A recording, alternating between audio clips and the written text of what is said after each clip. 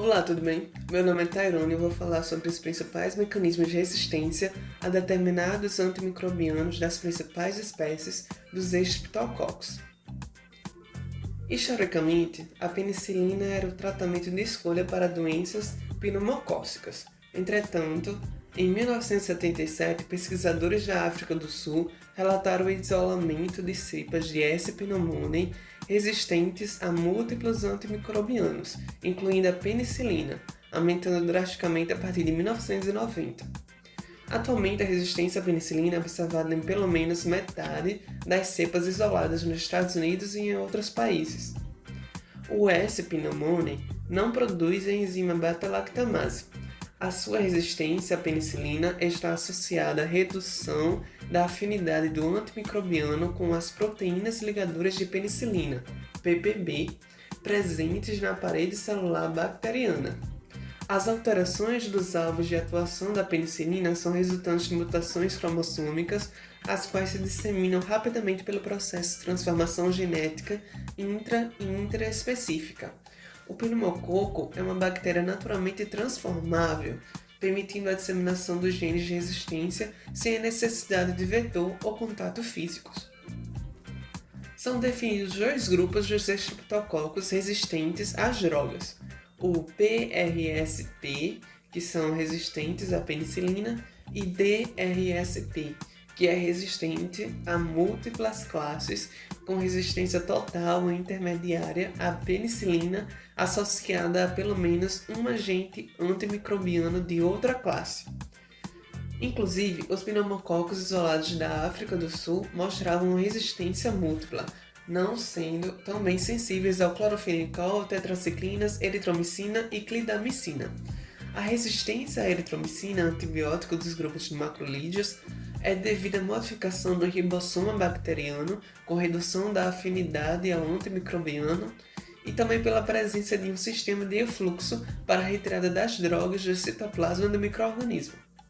Enquanto as cepas dotadas do sistema de efluxo, em geral, apresentam baixo nível de resistência à eritromicina, claritromicina e azitromicina, os pneumococos com fenótipo da modificação no ribossoma mostram níveis elevados de resistência a esses antibióticos e também a clindamicina e estreptograminas. Enquanto a resistência a tetraciclinas deve-se a um mecanismo de proteção do ribossoma e a do clorofenicol à produção de uma acetiltransferase. Resistência às cefalosporinas de espectro mais restritos, por exemplo, ceftriaxona e cotrimoxazol, também se tornou comum, sendo a resistência do cotrimoxazol resultante de modificações do metabolismo dos folatos. Contrastando com o cenário anterior, o Streptococcus pyogenes, estreptococo do grupo A, mantém-se de forma inusitada absolutamente suscetível à penicilina, se mantendo como uma primeira escolha terapêutica para o tratamento das infecções causadas por esse micro-organismo. A classe dos macrolídeos, contendo a eritromicina, azithromicina, claritromicina, é um grupo de antimicrobianos de importância para o tratamento das infecções estreptocócicas no caso de alergia ou falha terapêutica à penicilina.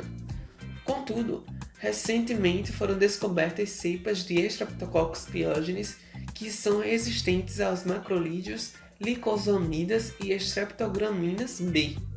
O mecanismo de resistência ainda não é muito bem esclarecido, embora suponha-se que possam ser causados através de múltiplos mecanismos, entre os quais a modificação ribossomal e o efluxo ativo de droga.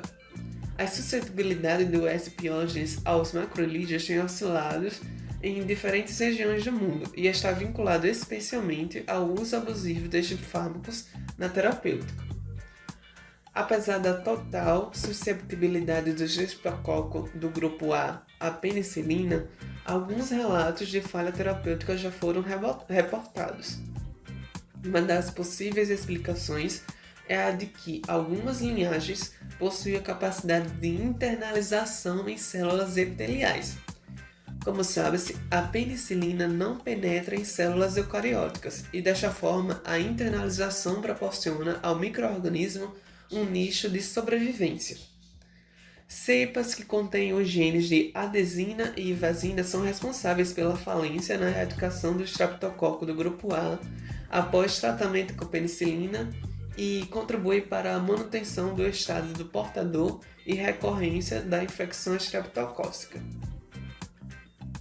Por fim, a presença de resistência ou resposta clínica pobre tem limitado a utilização de tetraciclinas também e sulfonamidas.